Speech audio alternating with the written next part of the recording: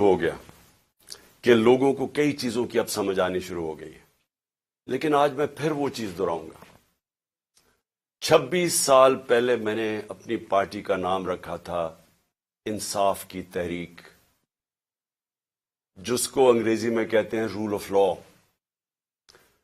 جس کو عام آدمی سمجھتا ہے انصاف، جس کا مطلب کیا ہوتا ہے کہ کمزور اور طاقتور قانون کے سامنے ایک برابر، جس کا مطلب یہ ہوتا ہے کہ جانوروں کے معاشرے میں اور انسانوں کے معاشرے میں جو فرق ہے کہ جانوروں کے معاشرے میں انصاف نہیں ہے، انسانوں کے معاشرے میں وہ انسانی معاشرہ ہوتا ہی تب ہے جدھر انصاف ہوتا ہے۔ جنگل کا قانون اس کو کہتے ہیں، اس معاشرے کو، اور جس کو دوسرا نام بنانا ریپبلکس دیتے ہیں، جدھر مائٹ از رائٹ ہوتی ہے، جدھر طاقتور قانون سے اوپر ہوتا ہے، جدھر کمزور کو طاقتور سے تحفظ نہیں ملتا۔ اور اگر آپ دنیا کی تاریخ پڑھیں تو آپ کو ہر جگہ نظر آئے گا کہ جن ممالک کے اندر قانون کی بالادستی بہتر تھی وہ خوشحال تھے۔ رومن ایمپائر دیکھ لو، اس سے پہلے گریک سیولائزیشن تھا، جن کا تاریخ جانتی ہے۔ رومن ایمپائر دیکھ لو، رومن لاز تھے، قانون تھے، باقیوں کو وہ باربیرینز کہتے تھے کیونکہ وہاں قانون نہیں تھے، وہاں انصاف نہیں تھا۔ اور ہم جو مسلمانوں کی تاریخ ہے، میں کیوں بار بار جب سے میں پرائم منسٹر بنا میں بار بار آپ کو مدینہ کی ریاست کی بات کرتا رہا، کیونکہ مدینہ کی ریاست کی بنیاد رکھی گئی تھی عدل اور انصاف پہ۔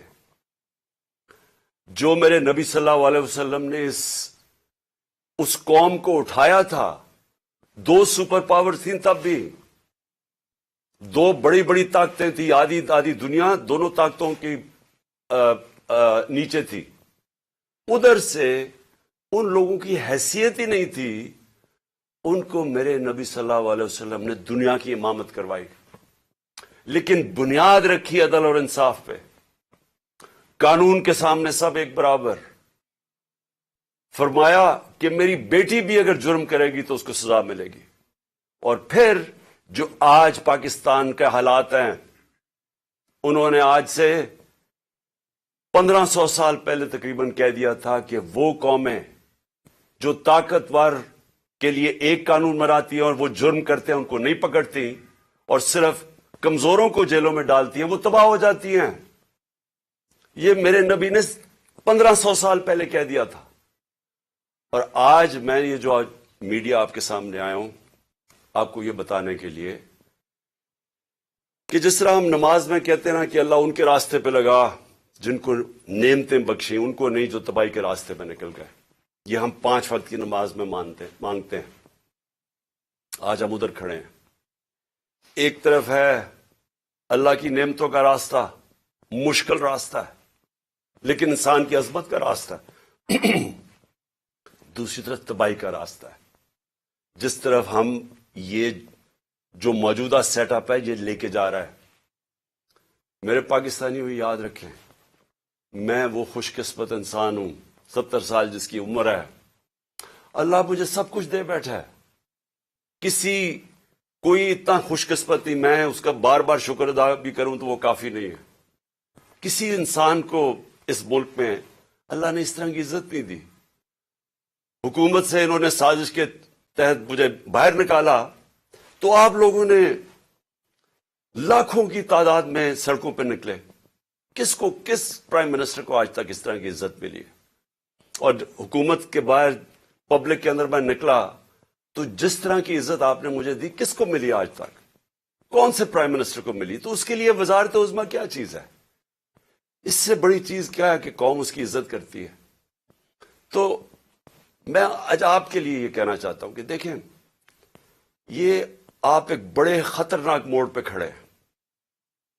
اگر میری قوم میری آواز آج سن کے آپ جو اللہ نے ہمارے اوپر حکم دیا ہوا ہے جہاد کا، جہاد ہے کیا؟ پہلے میں یہ بھی کلیئر کر دوں، ظلم کے سامنے اور ناانصافی کے سامنے کھڑا ہونا جہاد ہے. اللہ نے ہمارے پہ فرض کیا ہوا ہے. کیوں کیا ہوا ہے؟ ہماری بہتری کے لیے. جو قومیں رائے حق پہ کھڑی ہوتی ہیں اور انصاف کے لیے کھڑی ہوتی ہیں وہ آزاد ہو جاتی ہیں، اور انصاف کے بعد ہی خوشحالی آتی ہے. پہلے مدینہ کی ریاست میں عدل اور انصاف آیا، پھر خوشحالی آئی. نیلسن منڈیلا جو موجودہ بڑا ایک لیڈر میں مانتا ہوں، اس نے بڑی پتے کی بات کی. اس نے کہا اگر تم نے غربت کم کرنی ہے تو پہلے انصاف لے کے آؤ. چائنا نے دنیا کی تاریخ میں کبھی کسی قوم نے غربت کم نہیں کی جو چائنا نے کی ہے. 70 کروڑ لوگوں کو پچھلے 30-35 سال میں غربت سے نکال لیا انہوں نے. اور اسی قوم نے 450 وزیروں کو کرپشن کے اندر جیل میں ڈالا. یعنی طاقتور وزیروں کو انہوں نے قانون کے نیچے لے کے آئے. تو جو خوشحالی ہوتی ہے وہ انصاف کے ساتھ ہوتی ہے. حضرت علی کا قول ہے کہ کفر کا نظام چل جائے گا لیکن ظلم اور ناانصافی کا نظام نہیں چل سکتا. جدھر ہم جا رہے ہیں یہ نظام نہیں چل سکتا اور نہیں چل رہا. آج پوچھیں لوگوں کے حالات. آج کون سی قیامت آئی تھی کہ اپریل میں ہماری حکومت گئی ہے؟ 65 روپے کلو آٹا تھا، آج 135 روپے پہ پہنچ گیا یا اس سے بھی اوپر. کون سی قیامت آئی تھی کہ بجلی دگنی ہو گئی ہے؟ پٹرول ڈیزل دنیا عالمی مارکیٹ میں تو ان کی تیل کی قیمت کم ہے. کون سی قیامت آئی کہ یہ قیمتیں ان کی آج ادھر پہنچ گئی ہیں؟ کسانوں سے پوچھے. کون سی قیامت آئی ہے کہ یوریا دگنا ان کو دے رہا؟ 60 ارب روپیہ کسانوں نے صرف گندم کی فصل کے لیے یوریا پہ ایکسٹرا خرچ کیا ہے ہمارے دور سے. تو کیا ہوا پاکستان؟ یعنی ہماری حکومت جانے سے اب تک یہ کیا ہوا کہ بجلی آج دگنی ہو گئی ہے؟ بجلی کے بل لوگوں سے پوچھیں، آج عوام سے پوچھیں تو صحیح ان کے حالات کیا ہیں، اور ابھی مزید اور مہنگائی آنے والی ہے.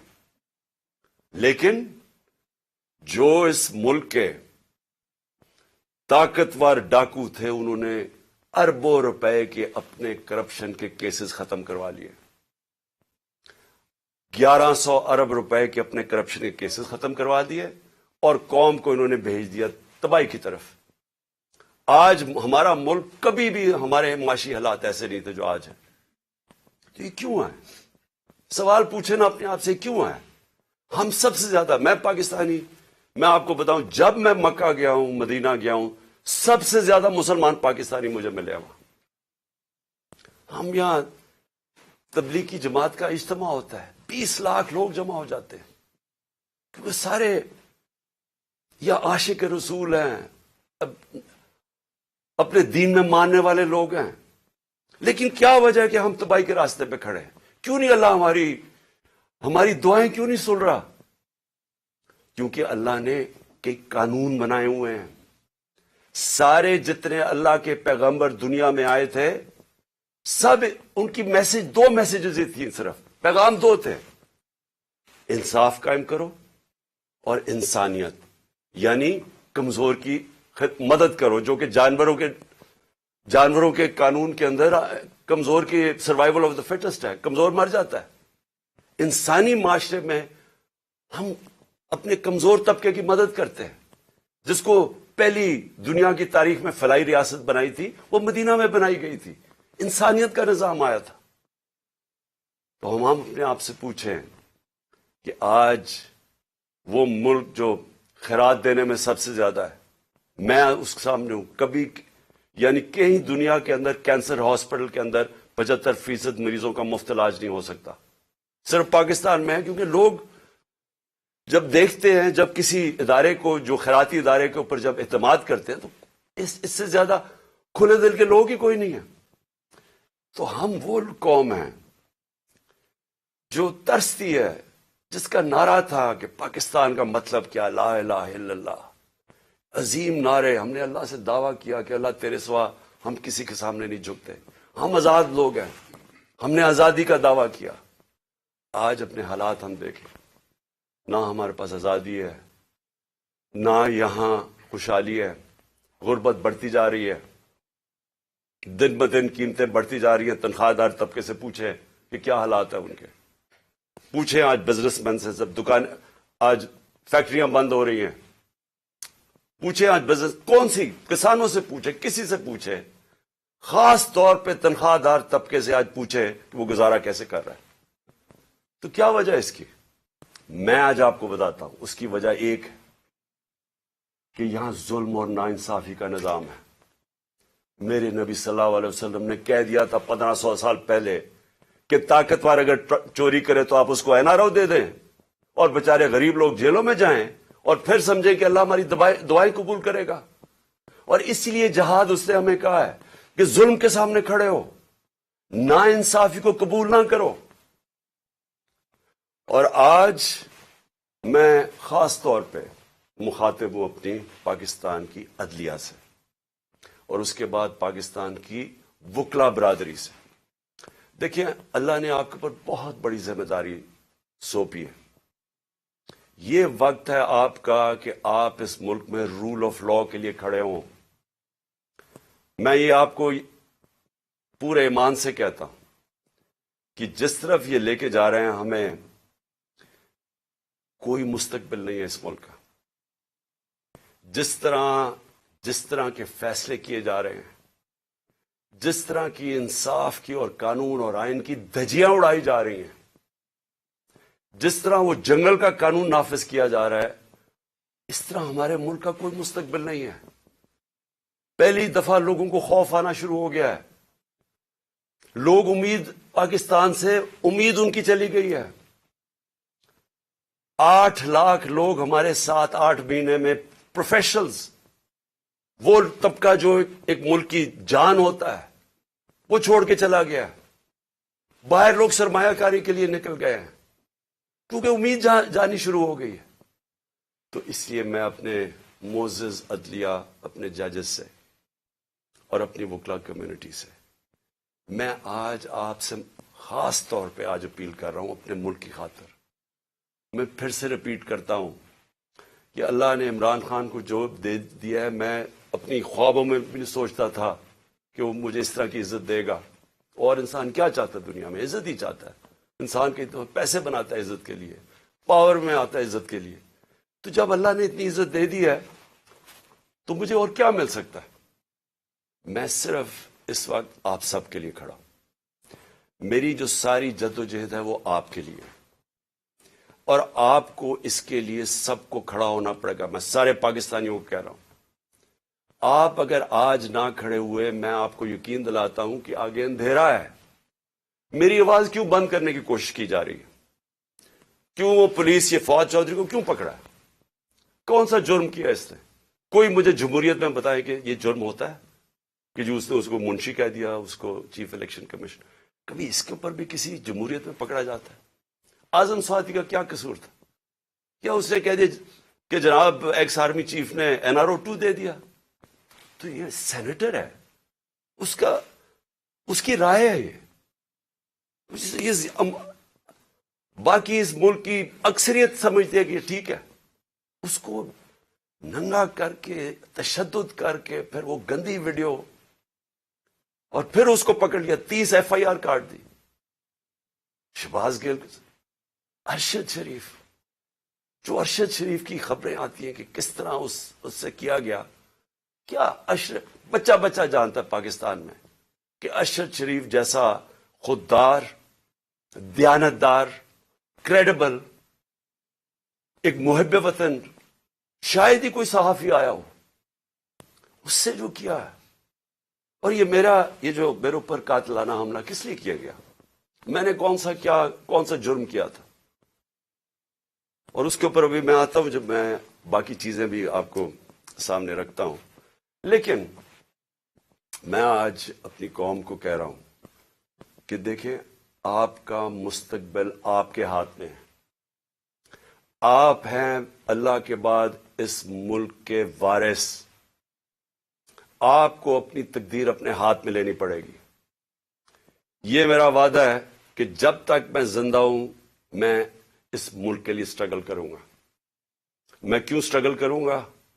کیونکہ میں کبھی نہیں بھولتا کہ بچپن سے مجھے بتایا گیا ہمارے بڑوں نے کہ تم خوش قسمت ہو، تم آزاد ملک میں پیدا ہوئے ہو. ہمارے بڑے سارے غلام ہندوستان میں پیدا ہوئے تھے. بچپن سے یہ ہمارے میں ڈالا گیا کہ یہ کتنا خوش قسمت سارے ہم ہیں، میری جنریشن، کہ ہم تو ایک آزاد ملک میں پیدا ہوئے. میں کبھی بھی جب دنیا میں باہر گیا، کرکٹ کھیلی، بڑا ٹائم گزارا ہے، پروفیشنل کرکٹ کھیلتا تھا، کبھی میرے ذہن میں یہ نہیں آیا کہ میں پاکستان کے علاوہ کسی اور ملک میں رہ سکتا ہوں. اور میں ابھی بھی جتنی میری باقی زندگی ہے اس ملک کے لیے، میں آپ کو یقین دلاتا ہوں کہ نہ مجھے کوئی جیل سے ڈر ہے. موت میں نے اپنے اتنے قریب سے دیکھی ہے کہ اتنے قریب سے دیکھی ہے. مجھے پورا اللہ پہ اعتماد ہے. میں لا الہ الا اللہ پہ ماننے والا انسان ہوں. جب اس کا فیصلہ ہوگا، قرآن شریف کے اندر آپ پڑھ لیں، آپ نہ آگے ہوتا ہے ٹائم نہ پیچھے ہوتا ہے. اس لیے مجھے کوئی فکر کسی کی نہیں ہے، اور مجھے کوئی یہ جو ہر وقت جیل لے کے جانے لگے ہیں، مجھے اس سے کوئی فکر نہیں ہے. اور نہ ہی میں آپ سب کو کہتا ہوں، آپ کو یہ جیل سے ڈرنا نہیں چاہیے. جیل کا ڈراوے، جی جیل میں ڈال دیں گے، ڈال دیں جیل میں، کتنوں کو ڈالیں گے. اس لیے میری قوم، آپ کو اگر اپنے آپ کو بچانا ہے، آپ کو اللہ کے حکم پہ چلنا پڑے گا، انصاف کے ساتھ کھڑا ہونا پڑے گا. اور میں اپنی عدلیہ سے پہلے آتا ہوں. سب سے پہلے الیکشن کمیشن نے محسن نقوی کو پنجاب کا چیف منسٹر بنایا. میں پہلے الیکشن کمیشن سے سوال پوچھتا ہوں کہ کیا آپ کو نہیں پتا کہ جو آئین کا آرٹیکل 218 اس کی شق 3، کیا آپ کو نہیں پتا کہ آپ کی سب سے بڑی ذمہ داری صاف اور شفاف الیکشن کروانا ہے؟ یہ آپ کی سب سے بڑی ذمہ داری. تو مجھے میں سوال یہ پوچھتا ہوں کہ کس بیسس پہ آپ نے محسن نقوی کو چنا؟ باقی نام کس بیسس پہ آپ نے ریجیکٹ کیے؟ جبکہ ہم نے وہ نام چن کے دیے جو ہم سمجھتے تھے کہ نون لیگ ایکسپٹ کر جائے گی ان کو، کیونکہ سکھیرا صاحب اس وقت کیبنٹ سیکرٹری ہیں، شہباز شریف کے کیبنٹ سیکرٹری ہیں. اس سے بعد ناصر کھوسہ کا نام دیا جو ان کے پرنسپل سیکرٹری نواز شریف کے رہ چکے ہیں، شہباز شریف کے چیف سیکرٹری. یعنی وہ لوگ جو ان کو ایکسیپٹیبل ہے. ہم نے اپنی طرف سے نیوٹرل امپائر رکھنے کی کوشش کی. تو کس بیسس کے اوپر یہ محسن نقوی کو آپ لے کے آئے؟ کیا آپ اس کے بیک گراؤنڈ کا نہیں پتا تھا؟ یا شاید لگایا اس لیے تھا کیونکہ آپ کو پتا تھا یہ کون ہے؟ کیا یہ نہیں پتا کہ یہ آدمی رجیم چینج جو ہماری گورنمنٹ گرائی گئی ہے اس میں اس نے سب سے بڑا رول اس کا تھا. ایک تو اوپر کا رول تھا نا ایکس آرمی چیف کا، لیکن اس کا اس کے بعد یہ ان چند لوگوں میں سے تھا جو سب سے زیادہ یہ بھاگ دوڑ کی اس نے ہماری حکومت گرانے کے لیے. کیا یہ آصف زرداری کے ساتھ سندھ ہاؤس جدھر پیسے چلے تھے یہ وہاں نہیں تھا؟ کیا آصف زرداری اس کو اپنا بیٹا نہیں کہتا؟ کیا اس کا جو چینل ہے، لوگوں کو نہیں پتا اس کی چینل کا کس کے بار بار جو پروپیگنڈا ہمارے اگینسٹ کب سے کر رہا ہے؟ اور پھر سب سے بڑی بات کہ جو آج نیب کے چیئرمین ہیں آفتاب سلطان، نیب کے چیئرمین آفتاب سلطان نے اسی محسن نقوی کے اوپر انویسٹیگیشن کی تھی. یہ انویسٹیگیٹنگ آفیسر تھے اور ان کی ریکمینڈیشن پہ انہوں نے 35 لاکھ روپیہ نیب کو واپس کیا تھا.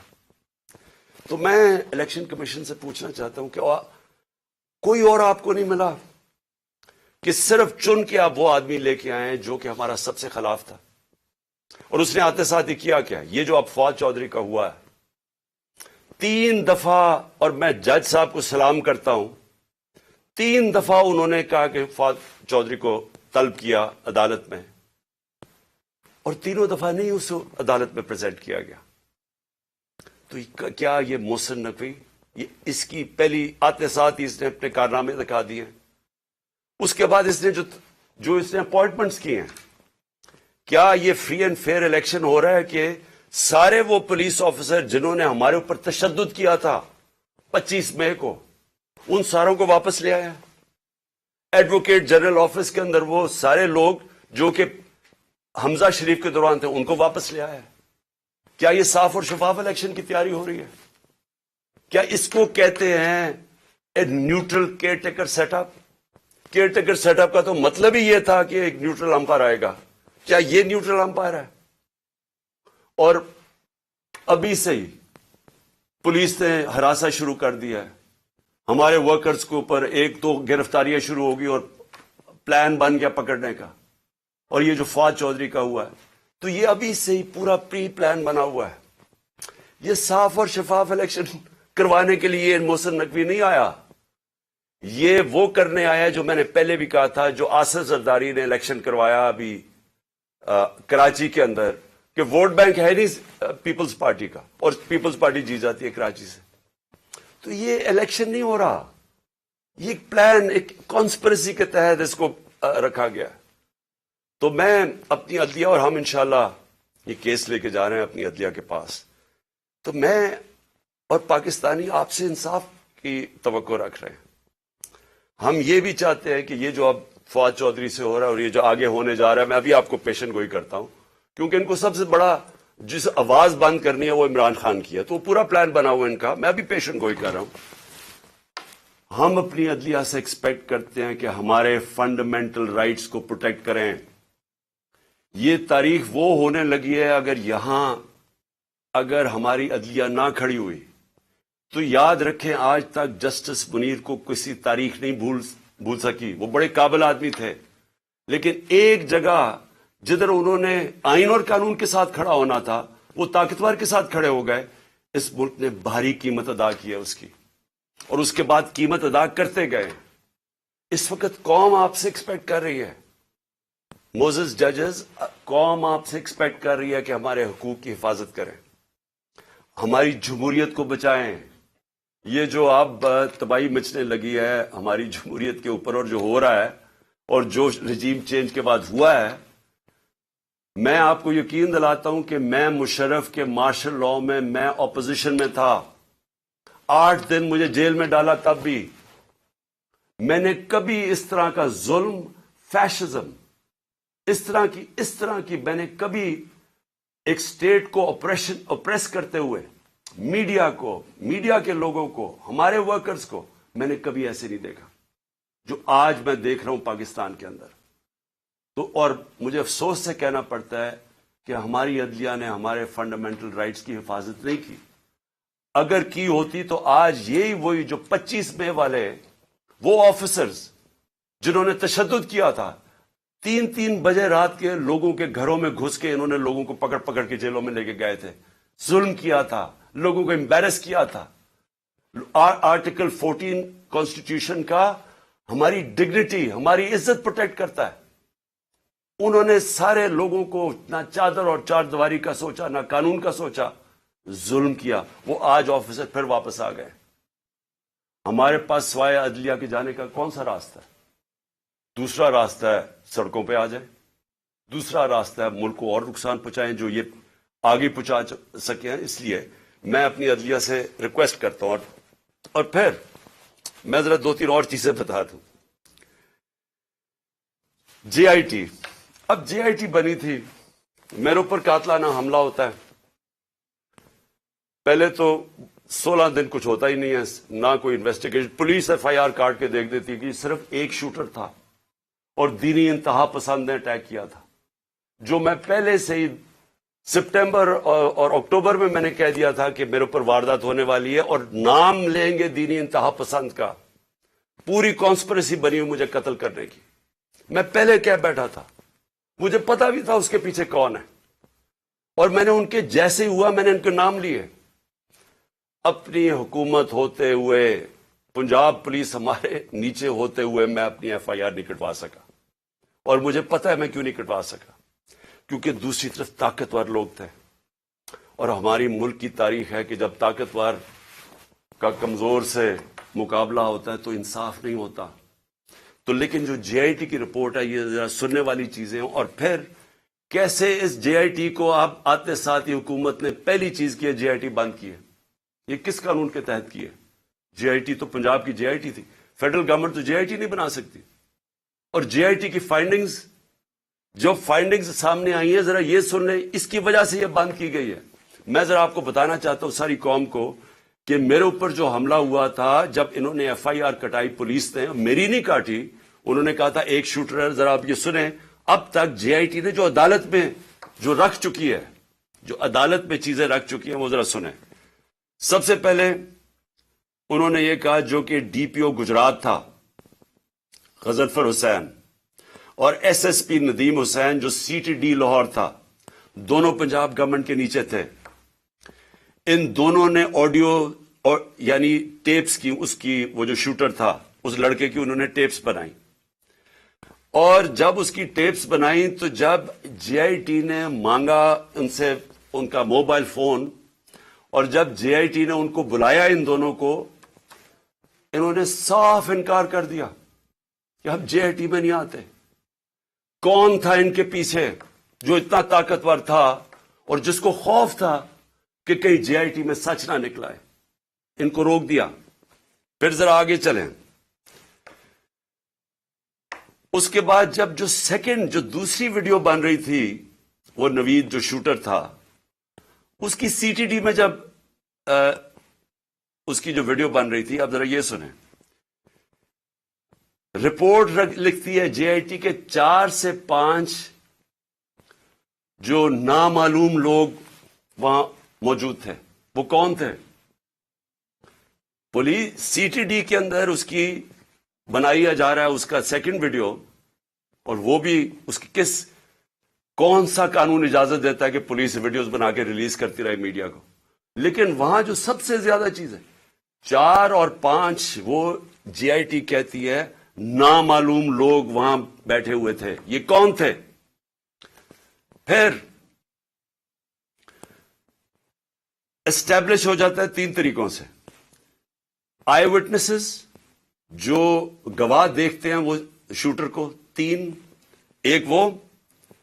ایک فورینزک کے ذریعے، اور ایک پھر فورینزک کے ذریعے یعنی کہ جو خول ملے تھے ان کی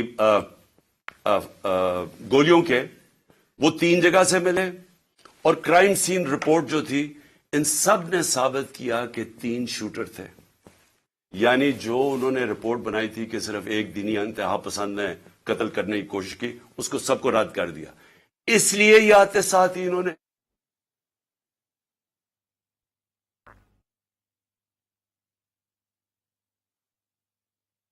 chairman P T I Imran Khan خطاب کر رہے ہیں. انہوں نے کہا کہ جیل لے کر جانے کا مجھے کوئی خوف نہیں، جیل میں ڈالیں، کتنے لوگوں کو جیل میں ڈالو گے؟ انہوں نے کہا کہ آئین کے تحت الیکشن کمیشن کا کام ہے کہ صاف شفاف الیکشن کرائے، نگران وزیر اعلیٰ غیر جانبدار نہیں ہے. عمران خان نے کہا کہ الیکشن کمیشن کا تعینات کردہ وزیر اعلیٰ ہمیں منظور نہیں ہے. محسن نقوی صاف شفاف الیکشن کرانے نہیں آیا ہے. انہوں نے کہا کہ پنجاب میں ہماری حکومت تھی، پھر بھی میں اپنی ایف آئی آر نہیں کٹوا سکا. انہوں نے کہا کہ موجودہ حکومت نے آتے ہی پہلے یہ ایک چیز کی کہ مجھ پر بننے والی جے آئی ٹی کو ختم کر دیا. جے آئی ٹی نے عدالت کے سامنے بہت اہم باتیں رکھیں. چیئرمین تحریک انصاف عمران خان موجودہ حکومت پر تنقید کرتے ہوئے کہہ رہے تھے کہ انہوں نے ملک کا بیڑا غرق بھی کر دیا. اس وقت ملک میں انصاف کا نظام موجود نہیں ہے. Chairman P T I Imran Khan نے الیکشن کمیشن پر تنقید کی اور کہا کہ الیکشن کمیشن کا دیا گیا نگران وزیر اعلیٰ کا نام ہمیں قابل قبول نہیں ہے. اس حوالے سے احتجاج کے دائرہ کار کو بھی بڑھائیں گے اور اس معاملے میں جتنا آگے تک جانا ہوا جائیں گے. انکوائری کرتا ہے ان 4 لوگوں کے اوپر جو اپنے چینج کرتے ہیں رپورٹ. یہ 4 جے آئی ٹی ممبرز اپنی رپورٹ چینج کرتے ہیں. انڈیپینڈنٹ انکوائری کنڈکٹ کی جاتی ہے پروسیکیوٹر جنرل آف پاکستان. وہ ان کے اوپر انڈیپینڈنٹ انکوائری کنڈکٹ کرتا ہے اور وہ کنفرم کرتا ہے، prosecutor general of Pakistan confirm کرتا ہے کہ انہوں نے اپنی غلط ٹیسٹ اپنی بدلی. 3 شوٹرز تھے اور اس نے ریکمینڈ کیا کہ ان کے اوپر کرمنل پروسیڈنگز کی جائیں کہ انکوائری کو سیبوٹاج کرنے کے لیے جو 4 جے آئی ٹی ممبرز نے جنہوں نے چینج کیا ہے. تو میرا سب سے بڑا سوال یہ ہے کہ آتے ساتھ ہی پنجاب گورنمنٹ جب سے یہ آیا ہے، انہوں نے سب سے پہلے کیوں انہوں نے اسٹڈی کر لیتے، دیکھ تو لیتے کہ جے آئی ٹی رپورٹ میں کیا فائنڈنگز ہیں. بڑی تفصیل میں انہوں نے فائنڈنگز دی ہوئی ہیں. آتے ساتھ ہی اس کو کیوں بند کیا؟ اور پھر جو سب سے زیادہ کام کر رہا تھا، پہلے تو یہ 4 بھگا دیے، جو سب سے زیادہ کام کر رہا تھا میں اس کا نام دیتا ہوں، وہ بڑا مجاہد، اس طرح بھی ماشاءاللہ ایسے لوگ تھے، انہوں نے آتے ساتھ ہی یہ جو محسن نقوی نے اور کیا کام کیا کہ اس نے جو لڑکا جو سب سے زیادہ کام کر رہا تھا، اس کا میں نام اس لیے بتانا چاہتا ہوں کیونکہ سعید انور شاہ، یہ انویسٹیگیٹنگ آفیسر تھا جس نے کھڑا ہوا اور جس نے عدالت کے اندر چلان دیا، انہوں نے آتے ساتھ ہی اس کو سسپینڈ کر دیا۔ تو میں اس سے کیا مجھے نظر آتا ہے، اس سے مجھے نظر آتا ہے کہ اگر کسی کو بھی شک بھی تھا کہ اس کے پیچھے طاقتور لوگ تھے جنہوں نے یہ سارا پلان کیا ہے، وہ شک ساروں کے دور ہو جانے چاہیے۔ یہ پلان تھی کانسپریسی، اور یہ لوگ یہ جو اوپر بیٹھے ہوئے ہیں شہباز شریف اور وہ جو دوسرا ہے رانا ثناء اللہ، وہ بالکل اس کے اندر ملوث تھے، کیونکہ اگر وہ ملوث نہیں تھے ان کو کس چیز کا ڈر تھا؟ کیوں وہ یہ بار بار جے آئی ٹی کو سیبوٹاج کرنے کی کوشش کر رہے تھے اور کر دیا؟ کیوں نہیں چلنے دیا جے آئی ٹی کو؟ بعد میں رپورٹس چیلنج ہو سکتی ہیں، اس کے اوپر کیس تو آگے چلتا ہے، لیکن کیوں انہوں نے کیا؟ کیونکہ ہمارے ملک کی تاریخ ہے، لیاقت علی خان کس نے ان کو قتل کیا ابھی تک کبھی نہیں پتا چلا، بے نظیر بھٹو کوئی پتہ نہیں، ایک دم اس کی جو سین تھا جدھر وہ بیچاری کو شہید کیا گیا، وہ سارا ایک دم کلیئر کر دیا، کس کے انسٹرکشن پہ کیا گیا، کوئی کبھی نہیں پتا چلتا۔ اس لیے یہ جو پورا کور اپ ہو رہا ہے یہ بھی کیونکہ طاقتور لوگ انوالوڈ ہیں، اس لیے کوئی پوری کوشش ہوگی اس کو کور اپ کرنے کے لیے۔ میں آگے اب چلتا ہوں۔ جب جو آئین ہے ہمارا، اور آئین بڑا کلیئر ہے، آئین کا آرٹیکل 105 یہ کہتا ہے کہ جیسے ہی ایک اسمبلی ڈیزالو ہوتی ہے، جیسی اسمبلی ڈیزالو ہوتی ہے تو گورنر 48 گھنٹے کے اندر وہ ایک ڈیٹ دیتا ہے الیکشن کی۔ یہ آئین کے اندر لکھا ہوا ہے، 105 آرٹیکل 105 میں لکھا ہوا ہے۔ نہ کے پی کے گورنر نے ابھی تک ڈیٹ دی ہے، نہ پنجاب کے گورنر نے ڈیٹ دی ہے۔ سوال یہ کیوں نہیں دی؟ ہم نے اپنی گورنمنٹس کیوں گرائی؟ کبھی سوچا کہ کوئی اپنی گورنمنٹ خود چھوڑ دیتا ہے، ڈیزالو کر دیتا ہے؟ کبھی اس ملک کی تاریخ میں ہوا ہے؟ 60% پاکستان جس کے اوپر ہماری گورنمنٹ ہو، ہم خود ہی کہیں کہ جی ٹھیک ہے یہاں ہم اسمبلیز ڈیزالو کرتے ہیں۔ میں نے نیشنل اسمبلی بھی اپریل کے اندر ووٹ آف نو کانفیڈنس سے پہلے میں نے وہ بھی کہا تھا کہ میں ڈیزالو کرتا ہوں، الیکشن کروا دیں۔ تو یہ اس لیے کرتے ہیں، ہم نے اس لیے فیصلہ کیا کہ جب ایک ملک کے اندر سیاسی طور پہ استحکام نہیں ہوتا تو معیشت کے اوپر ڈائریکٹ اس کا امپیکٹ جاتا ہے۔ ہم نے یہ اس لیے اپنی اسمبلیاں ڈیزالو کی کیونکہ ہمیں نظر آ رہا ہے کہ ملک تباہی کی طرف جا رہا ہے، ڈیفالٹ کی طرف جا رہا ہے۔ جس طرح میں پہلے کہہ بیٹھا ہوں کہ کسی طبقے سے پوچھ لیں آج پاکستان میں کہ معیشت کا کیا حال ہے، وہ سارے آپ کو یہ کی جواب دیں گے برے حالات ہیں، گر رہا ہے نیچے۔ تو ہم نے اس کو اس لیے اپنی گورنمنٹس کی قربانی دی کہ ہم یہ سمجھتے ہیں کہ اگر ہم نے اس ملک کو اٹھانا ہے واپس تو سب سے پہلے صاف اور شفاف الیکشنز کی ضرورت ہے۔ صاف اور شفاف الیکشنز کا مطلب پولیٹیکل سٹیبلٹی۔ جب لوگوں کو ایک اعتماد ہوگا، بزنس کمیونٹی کو جو باہر بیٹھی ہے، جو اندر بیٹھی ہے، کہ اب 5 سال کے لیے حکومت آ گئی اور پبلک مینڈیٹ کے ساتھ جو بڑے فیصلے کر سکتی ہے، جو ضرورت ہے آج پاکستان کو نکالنے کی اس دلدل میں سے، تو تب ہی ملک اٹھ سکتا ہے۔ ان کے اوپر تو نہ باہر نہ کسی کو اندر اعتماد رہ گیا ہے، تو یہ تو جتنی دیر چلتی رہے گی لوگوں کی تو تباہی ہے اس کے اندر۔ تو اس لیے ہم نے اپنی گورنمنٹس ڈیزالو کی تھی۔ ہمارا سوچ یہ تھی کہ اس کے بعد الیکشنز کی طرف ہم جائیں گے، اور اس لیے قربانی دی تھی۔ ابھی تک لگ یہ رہا ہے، اور یہ جو محسن نقوی کو لے کے آئے ہیں، اب یہ واضح ہو گیا کہ ان کا کوئی موڈ الیکشن کروانے کا نہیں ہے۔ میں پھر اپنی عدلیہ سے پوچھتا ہوں کہ اب ذمہ داری آپ کی ہے۔ آئین کے اندر کوئی گنجائش نہیں ہے، جیسے ہی گورنمنٹ ڈیزالو ہوتی ہے آرٹیکل 105 105 واضح طریقے سے کہتا ہے کہ 90 دن کے اندر آپ نے الیکشن کروانے۔ اب ذمہ داری آپ کی ہے، کیونکہ آپ کو دنیا دیکھ رہی ہے آپ کی طرف۔ کہ کیا یہ آپ کریں گے یا نہیں کریں گے. کیونکہ پھر میں پھر سے کہتا ہوں کہ مجھے افسوس سے کہنا پڑتا ہے کہ ہمارا ملک وہ نہیں بن سکا جو بننا چاہیے تھا. اور اس کی بہت بڑی وجہ یہ ہے کہ یہاں کبھی بھی رول آف لا نہیں ہوا. یا طاقتور ہمیشہ قانون سے اوپر ہے. تو یہ بار بار جب ہم ان سے بھی پوچھتے ہیں, یہ جو بیٹھے ہوئے ہیں اس وقت امپورٹڈ گورنمنٹ ایک ہارس ٹریڈنگ کے ذریعے رشوت دے کے خرید و فروخت کر کے آج بیٹھے ہوئے ہیں اوپر, یہ بھی کہتے ہیں جی ہو جائے گا, کوئی چیز ہو جائے گی, آگے چلا جائے گا الیکشن. بھائی کیسے چلے جائیں گے؟ آئین ہے یا نہیں ہے؟ اگر آپ کا ملک کے اندر آئین ہے اور کوئی قانون ہے تو پھر تو یہ آگے جا ہی نہیں سکتے 90 دن سے. تو یہ بھی آج میں اپنی عدلیہ کو کہنا چاہتا ہوں کہ اب آپ کے اوپر بہت بڑی ذمہ داری آنے والی ہے, کیونکہ یہ جو محسن نقوی کو لے کے آئے ہیں اس کو کوئی ان کا نہیں نظر آ رہا کہ یہ الیکشن کروائیں گے. پھر میں آخر میں میں اپنی قوم سے بس یہ بات کر کے اپنی بات ختم کرتا ہوں کہ دیکھیں, میں جس طرح شروع کیا تھا کہ اللہ میرے پہ بڑا مہربان رہا ہے, میں اس کا شکر ادا جتنا بھی کروں کم ہے, کہ مجھے تو اس ملک میں جو آپ نے عزت دی وہ کسی کو دی نہیں پہلے. لیکن میں ایک چیز جانتا ہوں کہ میں کسی صورت اگر کسی کا خیال ہے کہ میں ان چوروں کے نیچے مان جاؤں گا, ان کی غلامی, میں واضح کر دوں کہ آخری گیند تک لڑوں گا, آخری اپنی سانس تک ان کا مقابلہ کروں گا.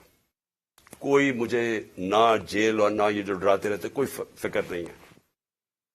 اللہ نے ایمان دیا ہے, ایمان کی قوت دی ہے, اور سب سے بڑی قرآن کی آیت ہے کہ جو لوگ ایمان لے آئے اللہ ان کے خوف دور کر دیتا ہے, ان کو آزاد کر دیتا ہے. میں ایک آزاد انسان ہوں, میں کبھی غلامی کسی کی نہیں مانتا. میں لا الہ الا اللہ میرے دل میں ہے. میں نے اللہ کے سامنے دعویٰ کیا ہوا کہ اللہ تیرے سوا کوئی خدا نہیں ہے, کوئی خوف کے بت کی میں پوجا کرتا نہیں, اور نہ آپ کو کرنی چاہیے. کیونکہ میں ایک مثال دیتا ہوں ہمیشہ لوگوں کو, کیونکہ اسلام کی تاریخ آپ پڑھیں تو جو سب سے دردناک اور تکلیف دہ واقعہ وہ ایک ہی ہے, جس طرح حضرت امام حسین کی شہادت ہوئی.